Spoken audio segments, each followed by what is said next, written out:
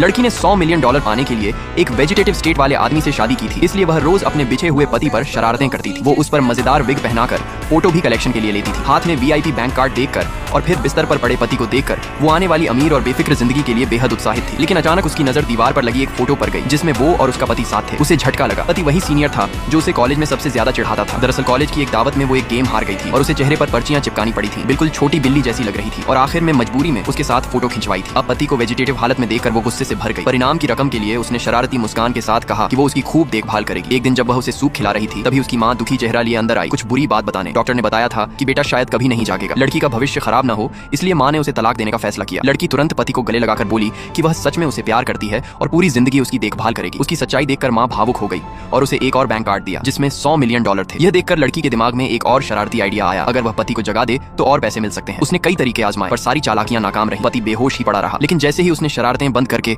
उसके लुक्स की तारीफ करनी शुरू की, उसका दिल तेजी से धड़कने लगा। उसने उसका सीना छुआ और घबरा गई। नीचे देखा तो पता चला उसने ऑक्सीजन की ट्यूब पर पैर रख दिया था। घबराकर उसने तुरंत CPR शुरू कर दिया। वह सांस चेक करने के लिए उसका मास्क भी उतार बैठी। अगले ही पल वह अपना चेहरा पकड़कर हक्की बक्की रह गई। उसे पता चला उसने बहुत बड़ी गलती कर दी है। घबराहट में उसने ट्यूब दोबारा नहीं लगाई, बस मास्क पहनाया और वहां से भागने का फैसला किया। सामान पैक करते हुए वह बड़बड़ाती रही कि सब इतनी बुरी तरह कैसे बिगड़ गया, मगर उसके पास सोचने का समय नहीं था। माँ से पहले उसे भागना था। जैसे ही वह एक कदम दूर थी, माँ उसके पीछे आ खड़ी हुई। लड़की को लगा उसका राज खुल चुका है और अब सजा मिलेगी, लेकिन माँ ने बस कहा कि खुद को मानसिक रूप से तैयार कर ले। लड़की मन ही मन भगवान से दुआ करने लगी। तभी माँ मुड़ी और उसके पीछे उसका पति खड़ा था। उसे बिल्कुल स्वस्थ और जिंदा देखकर लड़की इतनी शॉक्ड हो गई कि बोल ही नहीं पाई।